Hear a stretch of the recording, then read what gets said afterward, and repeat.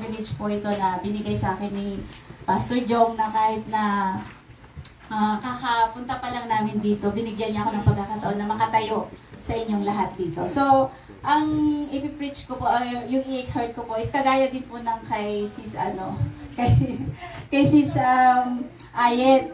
So, doon pa rin po sa Joshua 14:6-13. So, ang title ko po is Staying Young in the Presence of the Lord. So, ang topic po natin is the secret of Caleb. Ano nga ba ang sikreto ni Caleb kung bakit siya nagstay young? Kasi di ba sabi niya dito sa verses na ito na 40 years old na siya, ay 85 years old na siya, pero the same pa rin yung kanyang lakas, the same pa rin yung young pa rin siya. Di ba? So yun po makikita natin dito yung pagkilos talaga ng ating Panginoon. Kumbaga, dun, yung emphasis po ngayon dito sa chapter 14 is yung kung paano nagstay young si Joshua, ay si Caleb. Ano ba yan? Di ba? Si Caleb. So, di ba? Ano nga ba yung sikreto ni Caleb? Kasi, sino ba si Caleb? Si Caleb po, tinawag siya ng Panginoon na man with a different spirit. Di ba? Sabi niya dun sa Numbers, nung inutusan sila ng Panginoon di ba, na mag-spy sa land, na land that is flowing with milk and honey. And yung land na yon exceedingly good. Kung yung mababasa po natin, exceedingly good land po talaga yon. So, si Caleb po, isa po siya sa 12 spies. And he is voice minority, but stood against those 10 spies. He is from the tribe of Judah. So, 40 years old po siya nung tinawag siya ng ating Panginoon. At si Joshua naman po ay 47. Pero, sabi po dun sa Numbers 14:24, but because my servant Caleb has a different spirit and follows me wholeheartedly, I will bring him into the land he went to and his descendants will inherit it. So dito, makikita po natin na dun sa 12 spies, ang nagtiwala lang po talaga sa Panginoon ay si Caleb at si Joshua lang. At sila lang po ang nakapasok sa promised land. Amen po ba yun? Amen. Gusto niyo po bang makapasok kayo sa promised land? Amen, di ba? So yun po yung promise ng ating Panginoon sa atin. Di ba, sino po yung 40 years old dito? Or 35 to 40 years old, meron ba? Di ba? I-mark nyo na po yung day na to na hindi na po kayo tatanda, na mag-stay yan po kayo in the presence of the Lord. Amen? So kahit po yung mga 40 and above, okay lang po yan. Mag-stay yan pa rin po tayo, di ba? In the presence of the Lord. So wala naman pong problema doon. So dito makikita natin kung paano ito po hindi po conquering yung sinasabi ni Caleb dito, kundi gusto niyang i-possess yung inheritance na sinabi ni Moises sa kanya, 'di ba? And sabi po dun sa Joshua chapter 14 verse 6, sabi doon, then the children of Judah came to Joshua in Gilgal, and Caleb, the son of Jephunneh, the Kenizzite, said to him, you know the word which the Lord said to Moses, the man of God, concerning you and me in Kadesh Barnea. So dito po, sabi niya, ito po yung first secret ni Caleb kung bakit siya nagstay yan. Gusto niyo po bang malaman yon? Diba? Gusto po nating malaman kung paano magstay yan. Dito po sa word niya, you know the word which the Lord said. Sabi niya, ibig sabihin, alam ni Caleb ang promises ng Panginoon. Alam ni Caleb yung word ng Panginoon. So number one po is, he knows the word of the Lord. Diba? Alam niya yun kasi nagrema sa kanya yung sinabi ng Moses. Through Moses, diba? Kasi si Moses yung kinakausap ng Panginoon. So, ipinarating ni Moses kung ano yung sinasabi ng Panginoon kay Moses at kay Joshua. Pero ang kausap niya po dito ngayon, si Caleb, ay si Joshua po. So yun po, makikita po natin na si Caleb, alam niya ang salita ng Panginoon. Kaya nga, andun talaga yung ano niya na magsabi na, di ba, alam mo yung sinabi ng Panginoon, sabi niya, concerning you and me, sabi niya kay Joshua. So, andito yung para bang naniningil siya. Kasi parang, ibigay mo na sa akin yung inheritance ko. Sabi niya gano'n. So, alam niyo ba yun na yung inheritance, andyan na yan. Bago pa man natin ito, bago pa ito mag-manifest sa atin. Amen po ba yun? Di po ba? So, alam niyo yun, dapat kasi alam natin yung salita ng Panginoon. Alam niyo ba kung ano ang sinasabi sa inyo ng Panginoon? Alam niyo ba kung ano yung inheritance niyo sa ating Panginoon? Ngayong nandito na tayo sa New Covenant. Diba? Alam po ba natin yun kung ano yung sinasabi ni Lord sa atin? Kasi minsan po, alam natin yung sinasabi ng ating pastor, alam natin yung mga sinasabi ng kausap natin, pero hindi mo talaga alam kung ano ang sinasabi sa iyo ni Lord. Diba? Alam ba natin kung ano sinasabi ni Lord? So, sabi po dun sa Proverbs 4:20-22, "My son, give attention to my word. Incline your ears to my saying." Sabi niya ganun, "Do not let them depart from your eyes. Keep them in the midst of your heart. For they are life to those who find them, and health to all their flesh." So dito tatlo yung apat, parang apat yung sinabi ng Panginoon. Give attention to His word. Binibigyan po ba natin ng atensyon ang salita ng Panginoon? And sabi niya, "Incline your ears to my sayings." Pinapakinggan ba natin si Lord? Kayo lang po makakasagot niya. Kasi yung relationship niyo po kay Lord, hindi ko po alam. Diba? It's between you and the Lord. And sabi pa, "Do not let them depart from your eyes." Ibig sabihin pala, hindi naman ibig sabihin na yung Bible, ganyan na yung sa mukha mo. Hindi naman ganun. Kundi, dapat, ang focus mo talaga, salita ng Panginoon. Yung presensya ng Panginoon sa buhay mo. And sabi, "Keep them in the midst of your heart." So, ibig sabihin, talagang ilagay mo sa puso mo ang salita ng Panginoon. And ang pinakamaganda dito, kapag ginawa mo ito, ano sabi niya? "For they are life to those who find them, and the health to all their flesh." Ang pag sinabi pong ni Lord na all, talagang buo yan. Buong katawan na magiging, healthy ka, magiging kagaya ka ni Caleb na strong and healthy at hindi tumatanda. Gusto niyo bang hindi tumanda? Ako gusto ko hindi tumanda. Di ba? Bibigyan tayo ng long life ng ating Panginoon, di ba? So yung inheritance po natin in Christ, alam niyo po ba na ang pinakauna po nating doon po sa Ephesians chapter 1 verse 3, sabi po doon, "Blessed be the God and Father of our Lord Jesus Christ, who has blessed us with every spiritual blessings in the heavenly places in Christ." Diba? So, ang sabi po dito, bless us with every spiritual blessing. So, ang blessing po ng Panginoon sa atin ay talagang nag-uumapaw. Every blessing, sabi niya. And sabi po dito, blessed, ibig sabihin, past tense.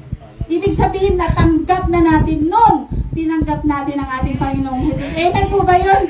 Diba? Kailangan po mag-manifest natin yun. Kailangan po maintindihan natin na every blessings that we have, talagang galing po sa ating Panginoon. Pati yung pagtayo natin dito, biyaya po talaga yun ng ating Panginoon. Amen? Yun. So, di ba napakabuti po ng Panginoon talaga sa buhay natin. Ay pag binasa niyo po talaga ang Ephesians, pababa, nandyan po ang ating inheritance. Andyan po talaga yung inheritance natin. Kaya, basahin po natin ang Biblia para alam po natin kung ano yung sinasabi ng Panginoon para sa atin. Para alam po natin kung ano ang pagtingin sa atin ng ating Panginoon. Kagaya po ng Redeemer, di ba sabi diyan, Redeemer Christian Church. Ang ganda po ng pangalan ng church natin kasi God redeem us. Di ba? From the pit. Wala tayo, sabi nga kanina ni Pastora May na bound to hell tayo Kasi wala naman tayo may pagmamalaki. Makasalanan talaga tayo. But then, because of the love of God, because of His grace for us, di ba, binigyan niya tayo ng pagkakataon na magbalik sa Kanya. And lahat, di ba sabi nila, hindi, save na ako, okay lang yun. Pero sabi kasi sa John 3:16, di ba, na for God so loved the world, that whoever believes in Him will not perish but have eternal life. So, kung sino yung tatanggap sa ating Panginoon. Ngayon, kahit alam mo na, ay hindi, save na ako kasi lahat naman sila. Pero pag hindi mo siya tinanggap, useless. Walang mangyayari sa'yo, di ba? And pangalawa po na makikita natin sa life ni Joshua, kaya po siya nagstay young, is he knows the Lord keeps His promises. Alam ng Panginoon, di ba, na si Caleb pala, buti na lang pinalalahan ako ni Sis AI. Di ba? Alam ni Caleb na si Lord, promise keeper siya. Di ba? Alam niya na si Lord, hindi yan, kapag nag-promise si Lord, imposibleng hindi niya tutuparin. Di ba? Amen po yun. Ang ganda nga po ng testimony ni Sis Ayat, yung hirap niya, napalitan talaga ng pagpapala as in. Di ba ngayon nakikita niya yung fruit of her labor talaga, di po ba? So, sabi niya dyan, sa 7 po, I was 40 years old and when Moses, the servant of the Lord, sent me from Kadesh Barnea to spy out the land, and I brought back word to him as it was in my heart. Sabi niya, so I was 40 years old. So ngayon po, dito nung sinasabi niya to, 85 na po siya. Pero ang lakas niya po, kagaya pa rin ng 40 years old siya. Gusto niyo ba yun? Amen. Ako gusto ko yun. Di ba? Kasi kapag ka strong ka pa rin, kapag ka malakas ka pa rin, kapag ka stay young ka pa rin, magagamit at gagamitin at gagamitin at gagamitin ka ng Panginoon for His glory. Di ba? Kasi anong mangyayari sa atin kapag uugod-ugod ka na, di ba? Di ba? Hindi na sa bahay ka na lang. Parang si Joshua, sabi ni Lord sa kanya, you are old, sabi niya, and advanced in age. Sabi niya ganun, di ba? Kaya hindi na siya makapag-conquer ng land kasi nga, ano na siya. So, makikita natin sa life ni Joshua din na ano siya, nakafocus siya sa conquering yung lands. Tapos, andun yung stress out na siya, andun yung worn out na siya. Kaya kapag ganun po, tatanda po tayo kaagad. Kapag po ang problema natin, yun lang yung tinitignan natin. Kapag problema natin ang minidetect natin, sigurado yan, magkaka-wrinkles ka po. Sigurado yan na hindi, ano to yung tatanda ka kaagad, di ba? Imbes na 40 years old ka pala, mukha ka ng 85 years old. Di ba? Sayang mo natin yung mangyari yun, di ba? So sabi pa niya, I brought back word to him as it was in my heart. So si Caleb po, alam niya yung promises ng Panginoon. In his heart, nandun yun sa puso niya na tinitreasure niya yung salita ng Panginoon. So tayo ba, tinitreasure ba natin yung salita ng Panginoon more than pa sa buhay natin? Di ba? Makita po sana natin yun na pinakamahalaga sa lahat is yung i-treasure po natin yung salita ng Panginoon. Kasi nandiyan po yung promises niya. Kaya nga po si Caleb talagang andun yung ano niya na magsabi na 40 years old na ako pero I am strong pa rin kahit na 85 years old na ako. Di ba? So, grabe yung yung kumbaga hindi ito spiritual strength talagang yung physical strength po talaga itong binigay sa kanya ng ating Panginoon.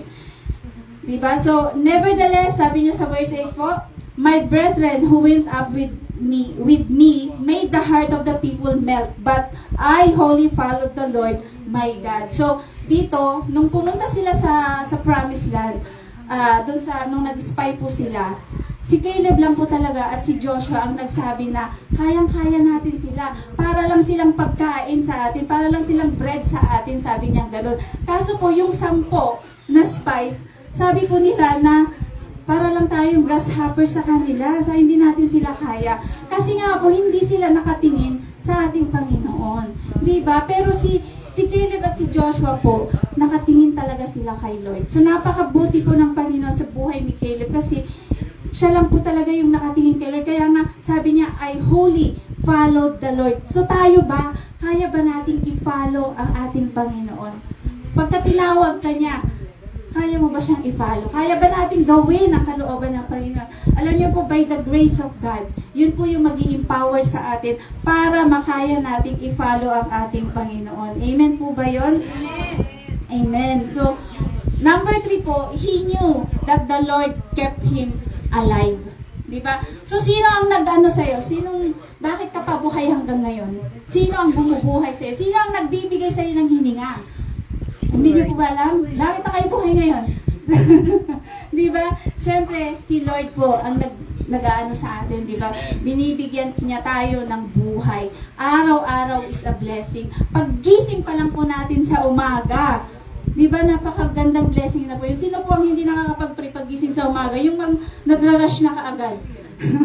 Di ba may ganun po tayo? Di ba na parang paggising mo pa lang, thank you Lord, parang ganun na lang kaagad. Tapos prepare ka na kaagad, di ba? Bigyan po natin ng time si Lord. Bigyan po natin ng time na makapili ang Panginoon. Alam niyo po, hinihintay niya po tayo. Bawat isa po sa atin, hinihintay niya. Ganun po niya tayo kamahal. And sabi niya po sa verse 10, and now behold, the Lord has kept me alive, sabi niya. He said this 45 years.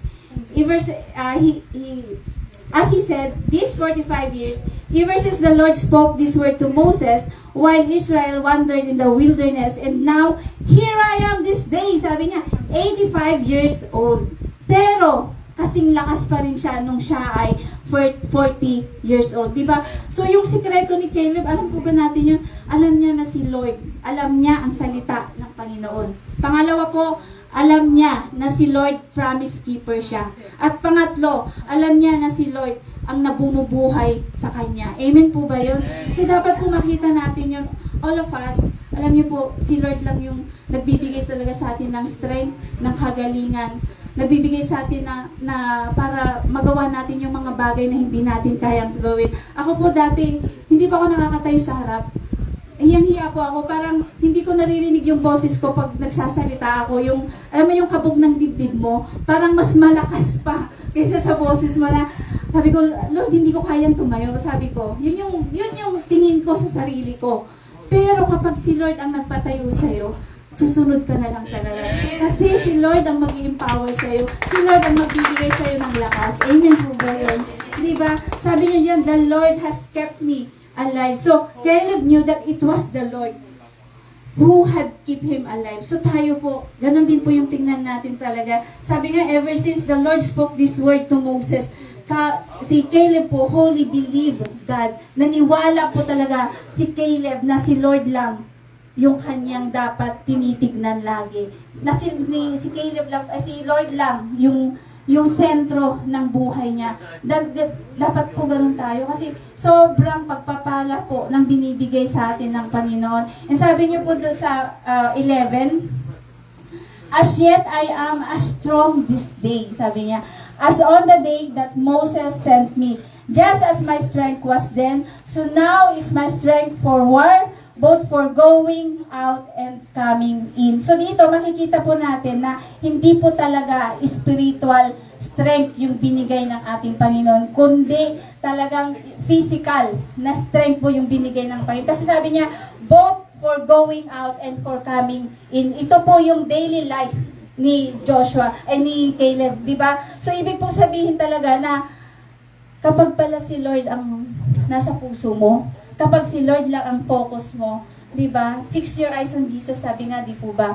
Kapag siya lang po talaga yung nakikita mo sa life mo, alam niyo po ang mangyayari sa atin talaga. Nandun po yung peace. Andun po yung alam mo na hindi ka pababayaan ng Panginoon. Ano po ang promise ni Lord? God will never leave you nor forsake you, di ba? Ang promise po niya na lahat magagawa natin because of Him. Di ba? Ako po, hindi ako nakakatayo dito, pero because of the grace of the Lord, nandito po ako na nakatayo sa inyo ngayon. So, alam niyo po, sabi po dun sa Isaiah 4:31, those who wait on the Lord shall renew their strength. They shall mount up with wings like eagles. They shall run and not be weary. They shall walk and not faint. So, dito, makikita natin na ang Panginoon lang po ang makakapagbigay sa atin ng strength. Si Lord lang ang alam mo yun yung sabi nga niya, like an eagle. Diba? Na pumapailan lang. Ganun po yung strength na ibibigay sa atin ng ating Panginoon. And sabi ni Caleb sa verse 12, now therefore, give me this mountain, of which the Lord spoke in that day. For you heard that day how the Anakim were there, and that the cities were great and fortified.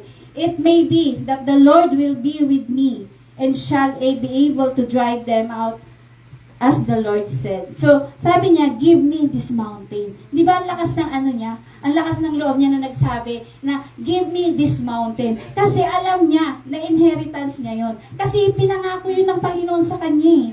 Di ba? Ipinangako ni Lord yun sa kanya.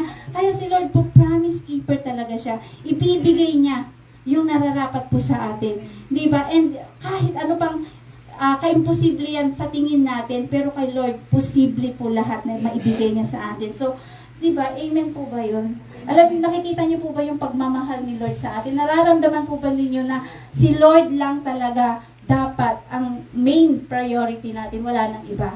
Di ba? Sunod na lang po talaga yung families natin eh. Kasi kapag si Lord ang tinitignan mo, mag-ano na yung iba? Magiging maayos na yung iba talaga. Yung kasunod ng mga priorities natin. Pag si Lord lang po yung ano natin. Sabi nga, it may be that the Lord will be with me and shall be able to drive them out, as the Lord said. alam niyo po yung sa Hebrew po,